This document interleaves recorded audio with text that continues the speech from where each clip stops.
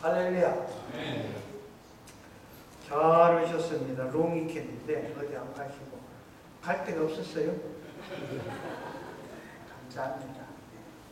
이런 것이 여러분 하나님 앞에 구별이라는 것이에요. 적은 것 같지만 굉장히 구별입니다. 오늘 본문 말씀을 가지고 예수님의 삶은 섬김과 희생의 삶이라는 제목으로 은혜를 나누겠습니다. 주님 제자들이 3년을 주님을 쫓아다녔지만 이 하늘나라에 대한 확실한 개념이 없었어요. 그냥 자기 바라는 것, 자기 소원을 두고 그냥 쫓아가는 것 없어요. 무엇인가 주님은 다른데 이분을 쫓아가면 나중에 자기 바람이죠.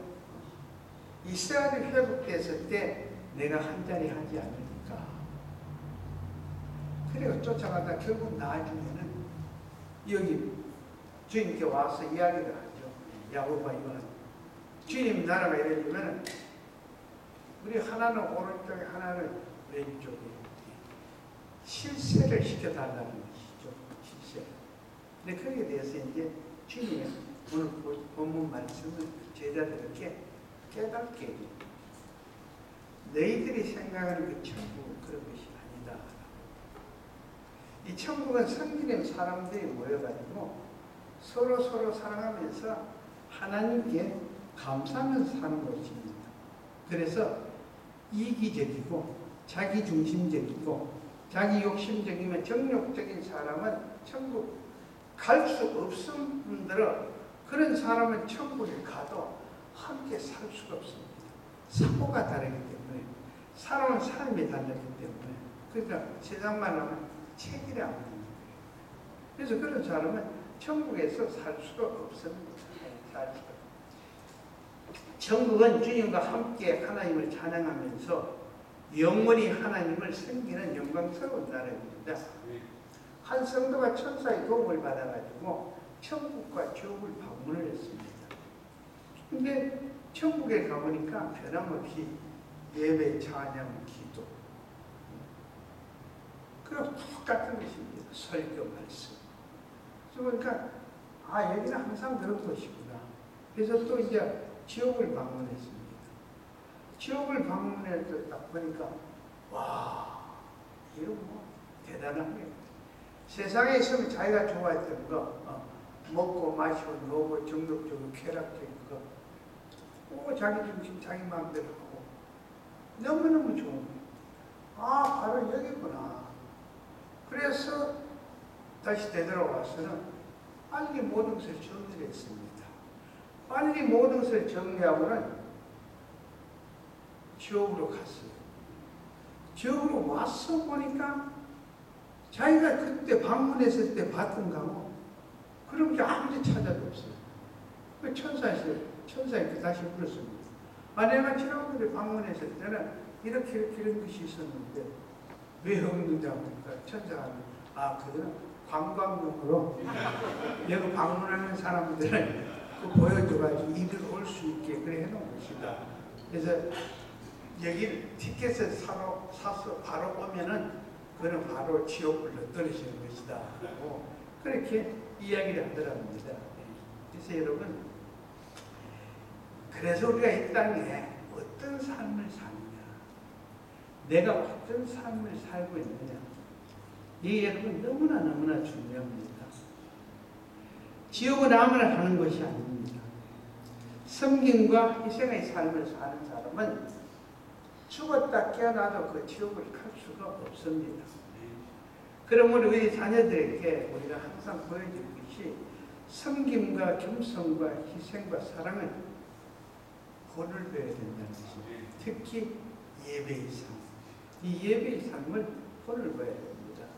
사람 심리가 보는 대로 듣는 대로 하게 되어 있습니다. 그래서 자녀들에게 무엇을 자꾸 보여드리나, 어떤 것을 자꾸 들려주느냐, 이것이 여러분 너무나 중요합니다.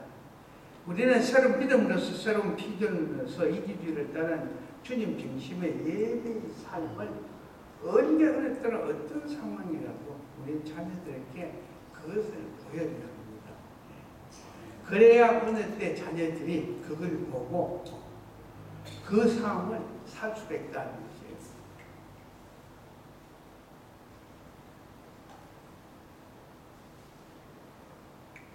여러분, 왜 공부하고 왜 출세하려고 하고 왜 많은 돈을 벌려고 합니까?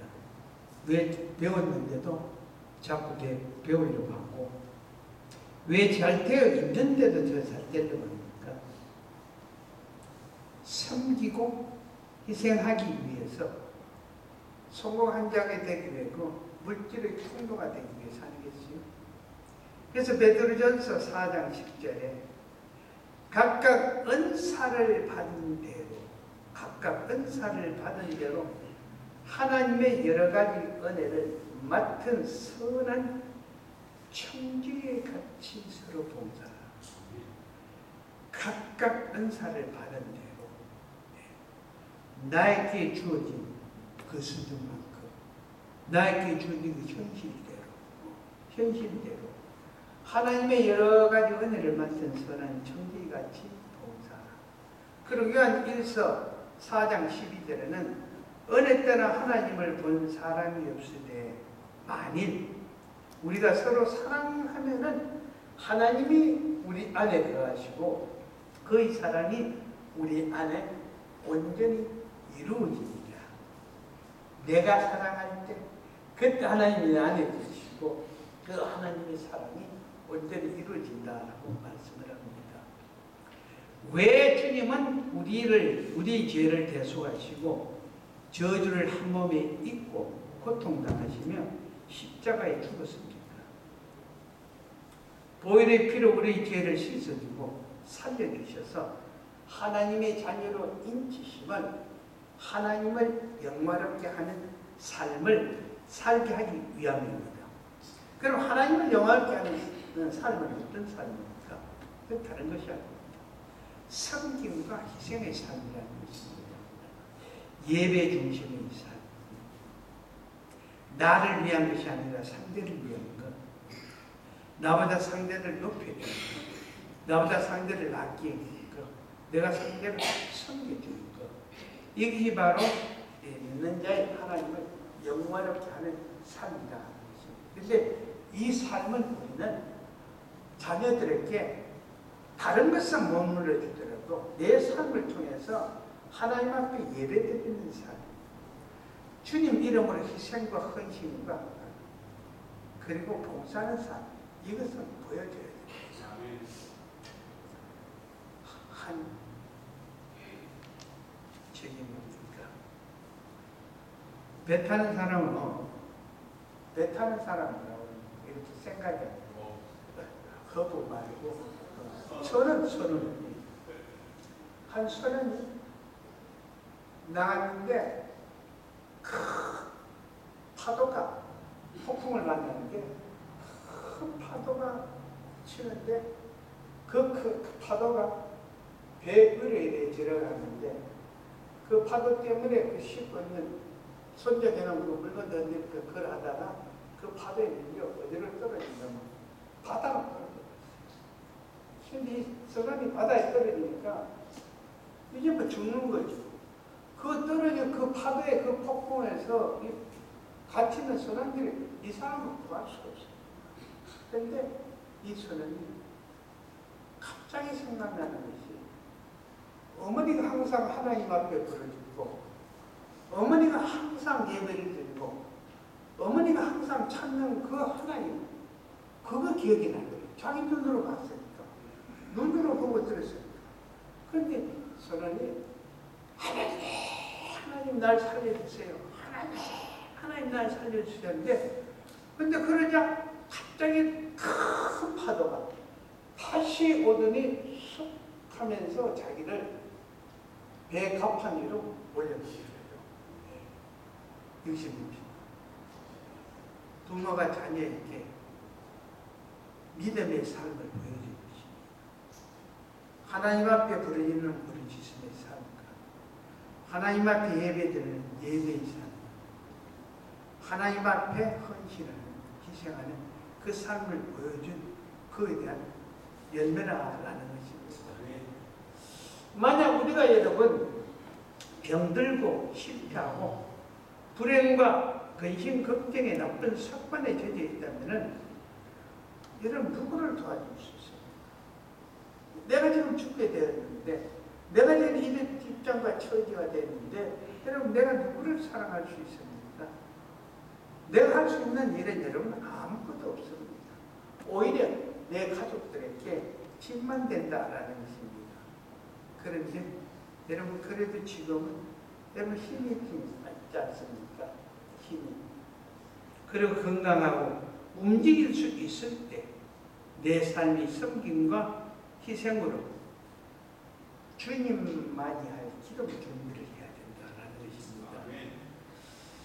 그래서 여러분 고린도후서 9장 8절 하나님이 모든 은혜를 너에게 넘치게 하나니 이는 너희로 모든 일에 항상 모든 것이 넉넉하여 모든 착한 일을 넘치게 하려 합니다. 하나님이 은혜를 너희에게 넘치게 하나니 이는 그 넘치는 은혜를 가지고 모든 일에 항상 모든 것이 넉넉하여 착한 일을 넘치게 희생과 헌신과 봉사의 삶을 하기 위함이라는 것입니다. 여러분 지금은 때가 된 만큼 주님 사랑하시면서 감사함으로 섬겨야 되지 않겠습니까? 주님은 우리를 위해서 이미 모든 것을 희생하셨는데 우리가 더 이상 주님 앞에 희생을 요구한다는 것은 너무 극단적인 이기적인 삶이라는 것입니다.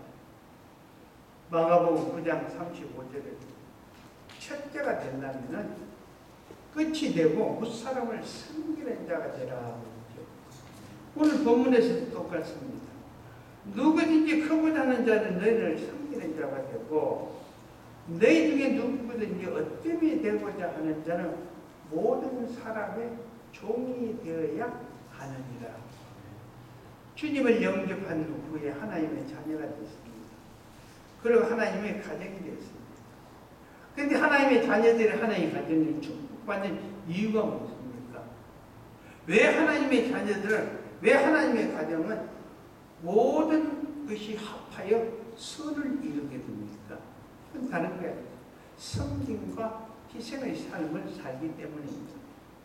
만가지 은사를 받고 만가지 덕을 끼친다고 해도 내 자신만을 위한 믿음의 삶이라면, 내 자신만을 위한 예배의 삶이라면 결국 그 사람은 주님으로부터 어느 날인가 예배를 당하게 되겠습니다. 아무리 기도하고 봉사 헌신해도 이기적인 욕심을 앞세우면 교회도 그렇고 개인도 그렇고 가정도 결국 실패해요. 그래서 야고보서 4장 3절에 보하에도 받지 못하면 정력으로 서려고 잘못 구하기 때문이라. 여러분 말년에 사울 왕이 하나님 앞에 옛날과 똑같이 다름없이 제물을 드리고 제사를 드리는데 왜 하나님께서는 뭐라고 그 제물과 그 제사를 받지 않았을까요? 왜 하나님께서는 그 제사 자체를 밀어냈을까요? 다른 것은 아니죠. 그때 이미 사울은 자기 목적, 이기적인 목적을 앞세우기 때문에 똑같은 것이지만 그 중심이 빗나가기 때문에 하나님께서는 그 예배를 받아들이지 않았습니다.